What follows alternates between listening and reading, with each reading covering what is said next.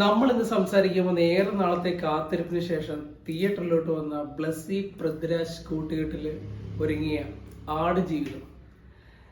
ഈ സിനിമയുടെ പേര് കേൾക്കുമ്പോൾ തന്നെ ഒരുപാട് പ്രത്യേകതകൾ നമ്മുടെ മനസ്സിലോട്ട് ഓർമ്മ വരും. കാരണം ഏകദേശം 10-14 വർഷങ്ങളായിട്ട് നമ്മൾ വെയിറ്റ് ചെയ്യുന്ന ഒരു സിനിമയാണ്.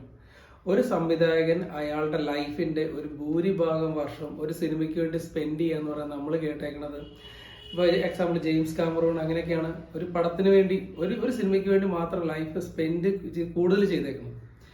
അങ്ങനെ മലയാളത്തിൽ ബ്ലസ്സി ഇത്രമാത്രം ഗ്യാപ്പ് എടുത്ത് ഒരു പടം ഒരുക്കുമ്പോൾ, അതും ആടുജീവിതം എന്ന നോവൽ ബെന്യാമിൻ എഴുതിയ ഈ നോവൽ സിനിമയാക്കുമ്പോഴുള്ള വെല്ലുവിളികൾ, അദ്ദേഹം ലൈഫിൽ സ്പെൻഡ് ചെയ്ത ആ ടൈം ഇന്ന് നമ്മൾ സ്ക്രീനിൽ കാണുകയാണ്. ആ സ്ക്രീനിൽ പടം കണ്ടിറങ്ങി അതിൻ്റെ വിശേഷങ്ങളാണ് നമ്മൾ ഇന്ന് പങ്കുവെക്കാൻ പോകുന്നത്. ആദ്യമേ പറയട്ടെ, ഒരു ലൈഫുള്ള സിനിമ. കുറേ നാൾക്ക് ശേഷമാണ് തിയേറ്ററിൽ നമ്മൾ സ്ക്രീനിൽ നമ്മൾ ആ കഥാപാത്രത്തിൻ്റെ ഒപ്പം ജീവിക്കുന്ന ഒരു ഫീല് കിട്ടിയത്. നജീബ് എന്ന് പറയുന്ന ഒരു സാധാരണ നാട്ടിൻപുറത്തുകാരൻ ഗൾഫിൽ പോകുന്നതും അവിടെ ആടിനെ മേയ്ക്കാനായിട്ട് എത്തിച്ചേരുന്നതും അവിടെ നടക്കുന്ന കഷ്ടപ്പാടുകളും ബുദ്ധിമുട്ടുകളും ബെന്യാമിൻ്റെ ആടുജീവിതം എന്ന പുസ്തകത്തിലൂടെ നമ്മൾ വായിച്ച എല്ലാവർക്കും അറിയാവുന്നതാണ്. അത് ഏകദേശം 10-42 അധ്യായങ്ങളുള്ളതാണ്. പക്ഷെ അത് ഷോട്ട് ചെയ്തൊരു 3 മണിക്കൂർ സിനിമയാക്കുമ്പോൾ കുറേ വെല്ലുവിളികൾ അദ്ദേഹം നേരിട്ടിട്ടുണ്ട്. പക്ഷെ ഒട്ടും ചോരാത്ത രീതിയിൽ ഏതൊരു ടൈപ്പ് പ്രേക്ഷകരെ ഇഷ്ടപ്പെടുത്തുന്ന രീതിയിലാണ് പടം മേക്ക് ചെയ്ത് വെച്ചേക്കുന്നത്. പടത്തിന്റെ ഉള്ളിലോട്ട് വന്നു കഴിഞ്ഞാൽ പൃഥ്വിരാജ് ഒരു നാട്ടുംപുറത്തുകാരനായിട്ടാണ് പടത്തിന്റെ സ്റ്റാർട്ടിങ്ങിൽ കാണിക്കുന്നത്.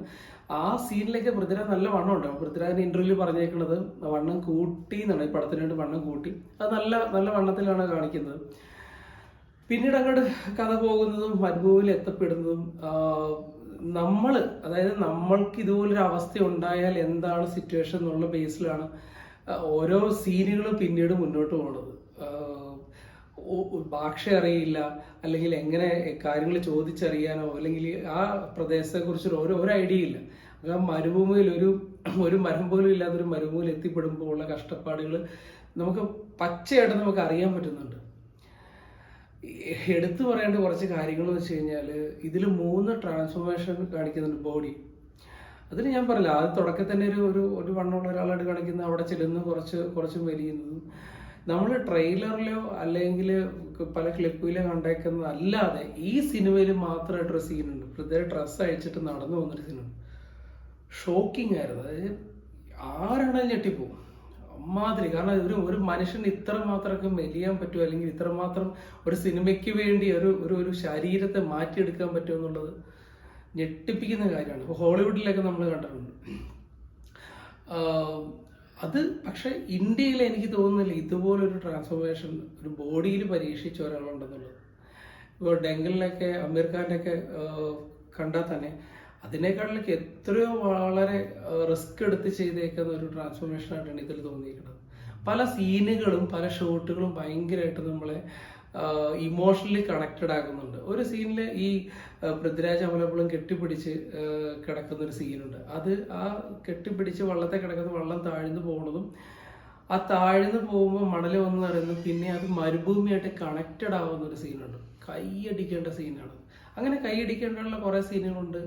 അറിയാതെ കണ്ണ് നിറയുന്ന കുറേ സീനുകളൊക്കെ ഉണ്ട്. ഈ പൃഥ്വിരാജിന്റെ വലത് കാലിനൊരു അവിടുത്തെ യജമാൻ അടിച്ചോടിക്കുമ്പോൾ പിന്നീട് പുള്ളിക്ക് നടക്കാൻ പറ്റത്തില്ല. ആ നടക്കണ സീനുകളിലും ഇരിക്കണ സീനുകളിലും പുള്ളി സംസാരിക്കുന്നതും അല്ലെങ്കിൽ ബിഹേവ് ചെയ്യുന്ന രീതികളൊക്കെ പിന്നെ ടോട്ടലി ഡിഫറെൻ്റ് ആണ്. ഒരു സ്ഥലത്ത് പോലും അതൊരു കഥാപാത്രത്തിലോട്ട് മാറി ചെയ്യുന്നതായിട്ട് എനിക്ക് തോന്നിയില്ല. നജീബ് എന്താണോ ആ നജീബിനെയാണ് നമുക്കതിൽ സ്ക്രീനിൽ കാണാൻ പറ്റിയിട്ടുള്ളത്. BGMനെ കുറിച്ച് പറയുകയാണെങ്കിൽ റഹ്മാൻ ഈ ലാസ്റ്റ് ടൈമിൽ ചെയ്തേക്കുന്ന സിനിമകൾ ഏത് കമ്പയർ ചെയ്താലും ഏറ്റവും സൂപ്പർബ് എന്ന് പറയുന്നത് ഈ പടത്തിലാണ്. ഇതിൻ്റെ സൗണ്ട് മിക്സിംഗ് ആണെങ്കിലും റസൂൽ പൂക്കുട്ടിയുടെ പറയുക ഒന്നും പറയാനില്ല. ഈ BGMs ആണ് പല സീനുകളും നമ്മളെ ഭയങ്കരമായിട്ട് ഇമോഷണലി കണക്റ്റഡ് ആയിട്ട് പിടിച്ചിരുത്താനായിട്ട് സാധിക്കും. പാട്ടുകളൊക്കെ ഓൾറെഡി ഹിറ്റ് അയക്കുന്ന പാട്ടുകളൊക്കെ തന്നെയാണ്. ഇതിൽ കൂടെ അഭിനയിച്ചേക്കുന്ന ഗോകുൽ എന്ന് പറയുന്ന പയ്യൻ, എന്നാ പെർഫോമൻസ്, അസാധ്യ പെർഫോമൻസാണ്. പൃഥ്വിരാജ് പറഞ്ഞല്ലോ അതേപോലെ ട്രാൻസ്ഫോർമേഷൻ നടത്തിയ ഒരാളാണ് ഗോകുൽ. അപ്പം അത് സിനിമയിൽ നല്ല രീതിയിൽ കാണാനുണ്ട്. ഇവർ രണ്ടുപേരും കോമ്പിനേഷൻ സീൻസ് ഒക്കെ നമുക്ക് ഭയങ്കരമായിട്ട് ഒരു വിഷമം വരുന്ന സംഭവമാണ്. കാരണം ലൈഫാണ്, ലൈഫിൽ അവിടെ പെട്ടുപോണതും അവിടെ നിന്ന് രക്ഷപ്പെടാൻ കാണിക്കുന്ന കുറേ സിറ്റുവേഷൻസ് ഒക്കെ നമ്മളായിരുന്ന ആ സ്ഥാനത്തേക്ക് ചിലപ്പോൾ അവിടെ മരിച്ചു വീണേനെ. അവർക്ക് ജീവിക്കാനും നാട്ടിലോട്ട് വരാനുള്ള ഒരു എന്താ പറയുക, ഒരു ആവേശം പോലെയാണ് തോന്നി. ഇപ്പൊ യഥാർത്ഥ നജീബ് എന്തൊക്കെ സഹിച്ചിട്ടുണ്ടാവുന്നുള്ള ഇപ്പൊ മിക്കവർക്ക് പുസ്തകം വായിച്ചിട്ടുള്ള മിക്കവർക്ക് മനസ്സിലായിട്ടുണ്ടാവും. പിന്നെ എടുത്തു പറയുന്ന കുറെ കാര്യങ്ങളൊക്കെ ഉണ്ട്. ഇതില് VFX വർക്കൊക്കെ ചെയ്തിട്ടുണ്ടെങ്കിൽ മണൽക്കാറ്റ് വീശുന്നതൊക്കെ അത് പക്ക ഒറിജിനലായിട്ട് തന്നെയാണ് എനിക്കത് ഫീൽ ആയിട്ട് ഒരു VFXന്റെ ആയിട്ട് തോന്നിയിട്ടൊന്നുമില്ല. പിന്നെ ഈ ചില സീനുകൾ മാത്രമേ ഉള്ളൂ നമ്മൾ ചില തിരിച്ചറിവുകൾ തരുന്നത്. അതിലൊരു തിരിച്ചറിവാണ് ഒരിറ്റ് വെള്ളത്തിനെ പോലും നമ്മൾ വില കൽപ്പിക്കേണ്ടതാണ് എന്ന് ഈ സിനിമ പറഞ്ഞു വെക്കുന്നുണ്ട്. ഒരിറ്റ് വെള്ളം മലയാളത്തിൽ ഇപ്പം സുഡാനി ഫ്രം നൈജീരിയക്കകത്തുള്ള ഒരു ചെറിയൊരു സീനുണ്ട്. ആ സീൻ ഒരു തിരിച്ചറിവായിരുന്നു. പക്ഷെ ഈ പടത്തിൽ ഒരു സീനല്ല, ഒരുപാട് സീനുകളും സീക്വൻസ് ഒക്കെ ഈ കാണിച്ചു തരുന്നുണ്ട് ഒരു തുള്ളി വെള്ളത്തിന്റെ വില എന്താണെന്നുള്ളത്. ഒരു തിരിച്ചറിവാണ്. ജീവിതം നഷ്ടപ്പെട്ട അല്ലെ നമ്മുടെ എല്ലാ പ്രതീക്ഷയും അസ്തമിച്ച് നമ്മൾ മരിക്കാൻ പോവാണ്, ഇനി നമുക്ക് ജീവിതമില്ല എന്ന് നനച്ചിരിക്കുന്ന സമയത്ത് നമുക്കൊരു കൈവന്ന് ചേരും, നമ്മളെ പിടിച്ച് കൊണ്ടുപോകാൻ ഒരാൾ വരും എന്നുള്ളൊരു പ്രതീക്ഷ ഉണ്ടല്ലോ. ആ പ്രതീക്ഷ പലരുടെ ലൈഫിൽ വെറും പ്രതീക്ഷ മാത്രമല്ല, സത്യമായൊക്കെ പലരുടെ ലൈഫിൽ വന്നിട്ടുണ്ട്. ടോട്ടലി പറയുകയാണെന്നുണ്ടെങ്കിൽ ഫാമിലി ഓഡിയൻസിനാണെങ്കിലും ഏത് ജോണർ ആൾക്കാർക്കാണെങ്കിലും ഈ പടം ഇഷ്ടപ്പെടും. കാരണം ഇതിന്റെ എവരി ഏരിയ, ഇപ്പം ഡയറക്ഷൻ ആയിക്കോട്ടെ, ക്യാമറ ആയിക്കോട്ടെ, ആർട്ട് വർക്ക് ആയിക്കോട്ടെ, മ്യൂസിക് ആയിക്കോട്ടെ, എവരി ഏരിയയിൽ പെർഫെക്റ്റ് ആയിട്ട് പോയിട്ടുണ്ട്. ഒരു നെഗറ്റീവ്സ് നമുക്ക് പറയാനായിട്ടില്ല.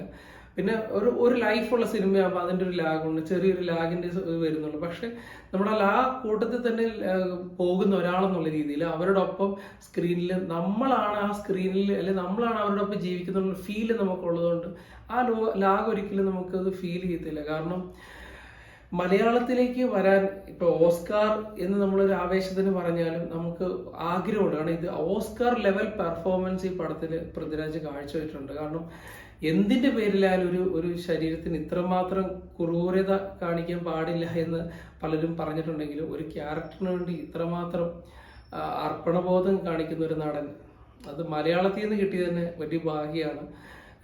ബ്ലെസ്സി സാറിന് ഒരുപാട് നന്ദിയുണ്ട്. ഇതുപോലൊരു പടം മേക്ക് ചെയ്ത് സാധാരണ എല്ലാ ടൈപ്പ് പ്രേക്ഷകരെയും തിയേറ്ററിൽ പിടിച്ചിരുത്താനും ഇമോഷണലി കണക്റ്റഡ് ആക്കാനും ആ ജീവിതം മനസ്സിലാക്കി തരാനും സാധിച്ചതിൽ ഒരുപാട് നന്ദിയുണ്ട്. അപ്പം കാണാത്തവരുണ്ടെങ്കിൽ എത്രയും പെട്ടെന്ന് കാണുക, കണ്ടവരുണ്ടെങ്കിൽ അതിന്റെ അഭിപ്രായങ്ങളും കാര്യങ്ങളും പറയാം.